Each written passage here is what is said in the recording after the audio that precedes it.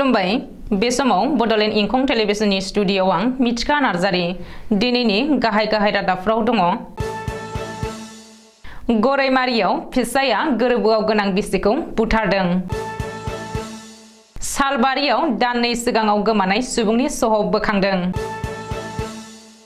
सेबानि chairman secretary आरो exam कन्ट्रलारआ गुबुन आनजाद मिरुआव थांनानै खौरां लाहैदों। मेट्रिकनि सोंथि बिलाइ लिक जायाखै बुंदों एग्जाम कन्ट्रलार नयनज्योति शर्मा।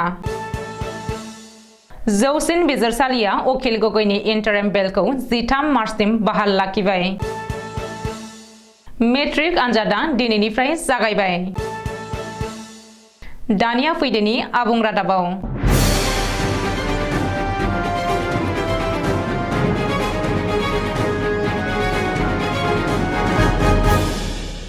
रायजोआव फिन सोमोनांथाव बुथारनाय जाथाय। बे खेबाव सासे सुबुङा गोरबोआव थानाय गावनि बिसिखौ बुथारदों। दिनै सोराङाव फैदों बे सोमोनांथाव बुथारनाय जाथाया। खोला कामरुपनि गरायमारियाव जादों बे सोमोनांथाव बुथारनाय जाथाया। मिथिनो हानाय बायदिब्ला गरायमारिनि थागिरि आख्तार हुसेन मुंनि दुथाङा जुलिनि 6 दान उनावनो गोरबोआव थानाय गावनि बिसि साहिदा बेगमखौ खास्रि बिस्रि बुथारदों।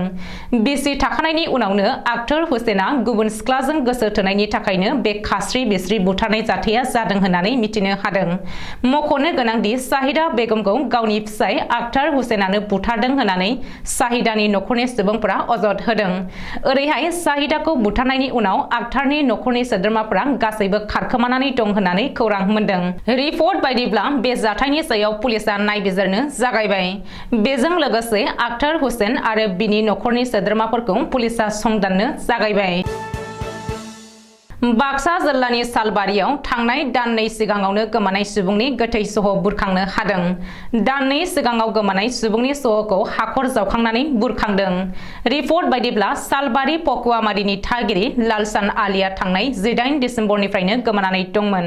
नरसिंबारियाव बिहावनि न'आव थायोमोन लालसान आलिया। नाथाय बिहा बिसि आरो सानै बिबोनांजों हा-हु आरो सम्पतिखौ लानानै इसिङारि एना-एनि दङमोन। उननि समाव लालसान आलिया गोमानानै दं होननानै नखरनि सुबुंफोरा गबरथना थानायाव एजाहार होदोंमोन। नाथाय गिबियाव पुलिसा बे जाथायखौ बेसेन होआखैमोनब्लाबो एजाहार होग्रा लालसाननि फंबाय हायदर आलिया जाथायनि बागै पुलिसनो फोरमायथियो। बेनि उनावनो गबरथना पुलिसा लालसाननि बिसि आरो सानै बिबोनां आहमद आली आरो हुसैन आलीखौ जेरा खालामो। गोबां खेब पुलिस थानायाव लांनानै गोख्रों जेरा खालामनायनि जुनै बिगुमैखौ बुथारनाय जाथायनि सिमान लायो आरो बेनि उनावनो गासैबो जाथाया सोराङाव फैयो। रिपर्ट बायदिब्ला मोहम्मद आली आरो हुसैन आलीया न' खाथिनि कासेम खान आरो आमिन आलीनि मददाव लालसानखौ बुथारनानै गुदु ओनसोलाव फबनानै दोनहैदोंमोन। बबेखानि आसाम पुलिसनि गोजौ थाखोनि अफिसारफोर आरो बिजिरगिरिनि बाहागो लानायाव लालसान आलीनि गोथै सहखौ दाननै उनाव हाखर जावखांनानै बुरखांफिननाय जाबाय आरो बे जाथायखौ लोब्बा लानानै गासै 9 दायनिगिरिफोरखौ गबरथना पुलिसा हमबाय होननानै मिथिनो हादों। दिनैनिफ्राय जागायबाय 2023 मायथाइनि मेट्रिक आनजाद। दिनै मेट्रिक आनजादनि गिबि सानावनो सेबानि मासिगिरि सेक्रेटारि आरो एग्जाम कन्ट्रलारजों लोगोसे गोबांसा बिबानगिरिफोरा गुवाहाटी नोगोरमानि गुबुन आनजादसालियाव दावबायनानै नायगिदिंदों आरो खौरां लाहैदों। मख'नो गोनांदि दिनैनिफ्राय खुंनाय मेट्रिक आनजादाव रायजोनाङै गासै 4,22,174 सा फरायसुला फरायसुलिफोरा आनजाद लिरदों।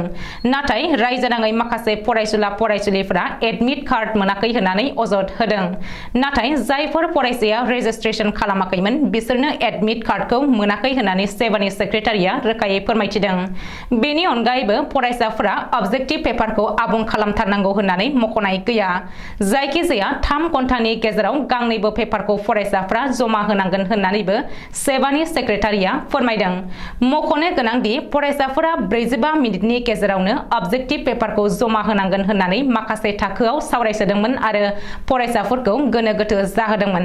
ओरैहाय फरायसाफोरनो डिभिजन होनायनि मुङाव माखासे दालालफोरा रां लानाय बाथ्राखौबो थारलायै नेवसिगारदों आरो मेट्रिक आनजादाव रावबो निजायै डिभिजन होनो हाया होननानै सेबानि सेक्रेटारिया बुंथिदों आरो बेनिफ्राय सांग्रां थानो थाखायबो खावलायदों।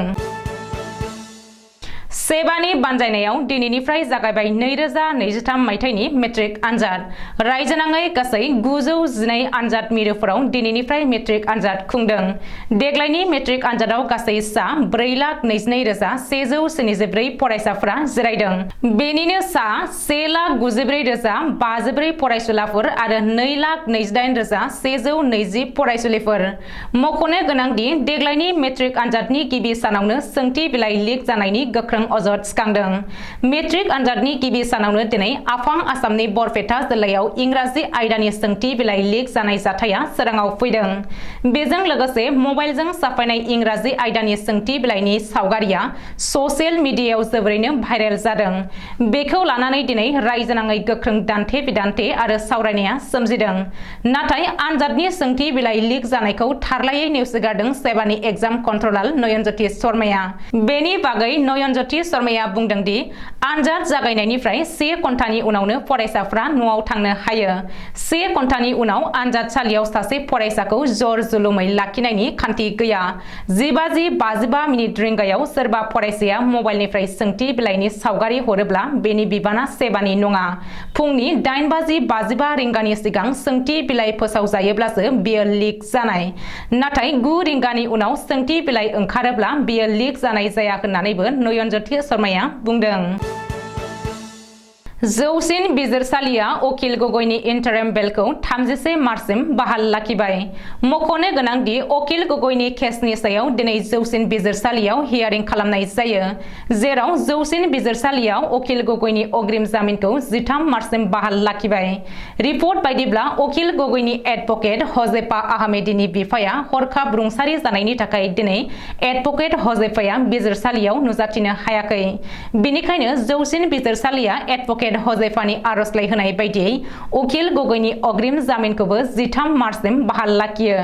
मख'नो गोनांदि 2019 मायथाइनि डिसेम्बर दानाव आसामाव नोगोरारि सोदांनाय आयेननि आन्दोलननि समाव बिजेपि सोरखारनि हेंथायै गोख्रों सोमावसारनाय अखिल गगैआ गुवाहाटी गोजौ बिजिरसालिनि राय होनायनि हेंथायै थांनाय 9 फेब्रुआरि खालि जौसिन बिजिरसालियाव आर'जलाइ होदोंमोन। बे आर'जलाइयाव अखिल गगैआ गावनि हेंथायै थानाय मोननै केसनि मोनसे केसनि सायाव नायबिजिरफिननो थाखाय गुवाहाटी गोजौ बिजिरसालिया NIA नो गनायथि होदोंमोन। Board of secondary education Assam एबा सेबाजों खुंफुंजानाय हाई स्कुल लिभिं सार्टिफिकेट एबा HSLC आनजादा दिनै थामहिनबा 3 मार्चनिफ्राय जागायबाय। मख'नो गोनांदि गसाइगावआवबो गुबुन गुबुन मेट्रिक आनजाद मिरुआव खुंजादों मेट्रिक आनजाद। बेनिनो गसाइगाव महकुमानि सिङाव थानाय खासियाबारि आनजाद मिरुआव गासै 477 फरायसाफोरा आनजाद लिरगोन। हिनजावसा फरायसा 241 आरो हौवासा फरायसा 236 फरायसाफोरा आनजाद लिरगोन आरो गसाइगाव जौसिन फरायसालियाव खुंजानाय आनजादाव गासै 986 फरायसाफोरा आनजाद लिरगोन। बेनिनो 406 फरायसा हौवासा आरो 580 हिनजावसा फरायसाफोरा आनजाद लिरगोन। दिनैनि रादाबा एसेनोसै। गोजोन्थों।